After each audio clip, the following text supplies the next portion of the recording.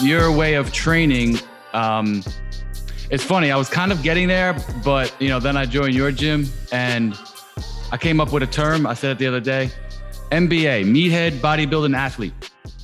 Okay. Because you got the Meathead style, where you do like 3-4 different compound exercises. You could just do 5 rounds of that like we did outside in 2020. And man, you're done. There's no reason to go any further. Like, all right, that's a complete workout.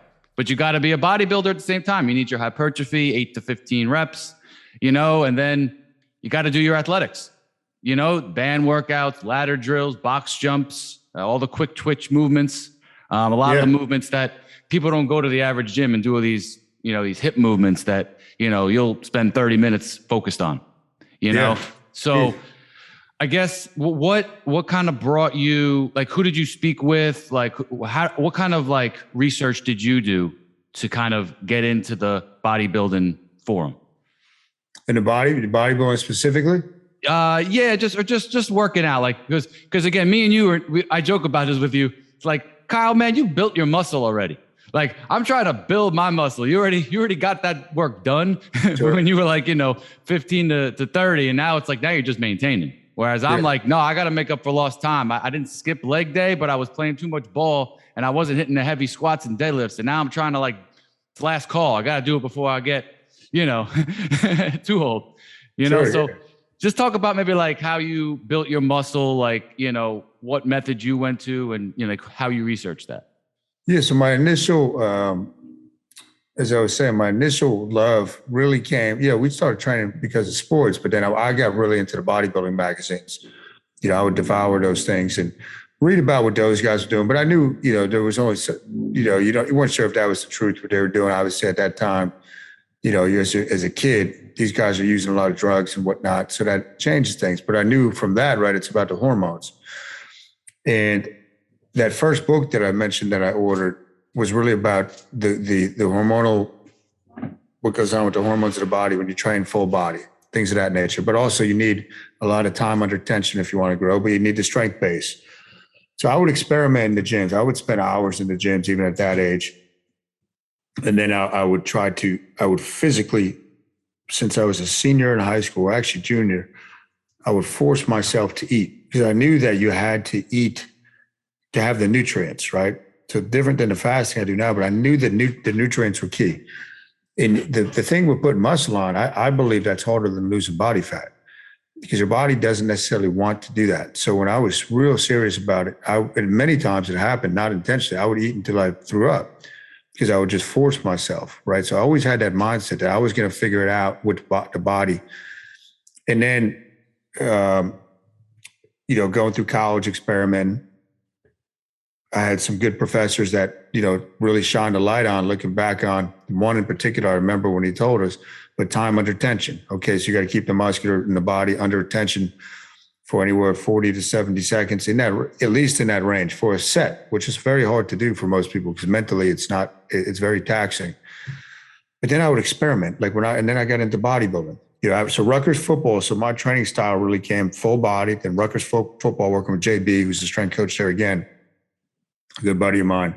Seeing how he would train the football players. I was fresh, coming out of my senior year of college.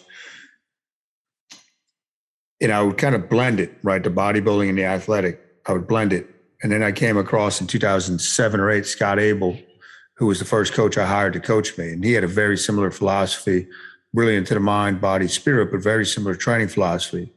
And then that was it. It was like the tinderbox had been lit, and I just took it and ran with it full body and experiment with these movements and really thinking outside the box. And as far as putting on the muscle, it was a lot of really tough workouts that, when people used to come when I was competing, I had many guys that would come, it happened at least 3 or 4 times, come train legs with me. They want to train legs. I was always, my legs were always my strong point. So, okay, show up. And I didn't have any agenda. It was what they were going to experience. So just jump in, here we go. And within the first set or 2, after we warmed up, these guys were puking just because of that. And that's how I used to train pretty much every day. And then legs twice a week, I would do that. I mean, we would do 25 sets of squats, me and the Wolverine. We would be there for 3 hours, 225 on a bar, but you're doing 25 sets of 15 reps 15 to 20 reps. We'd even go up to 315 and we would just squat, stay there and squat in the corner. You know, the point where you're hurting so bad, but that's really what it would take. And then, so I learned all this stuff, right? I went through it, as you said, and it takes a lot of work to put some muscle on, you know, it's a stress response, but that's what has to be done. All right. Next Friday, me, you, and Wolverine. Let's go.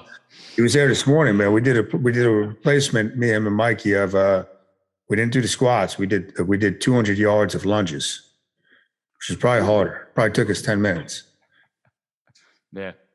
Yeah. And I like that. I like, some of the stuff we did in 2020, like, you know, pulling the sleds and dragging the sleds and prowlers. Yeah. I'll do that in the Flemington gym and they'll be like, hey, where'd you get that from? That's cool. I'm like, got it from Kyle himself, man.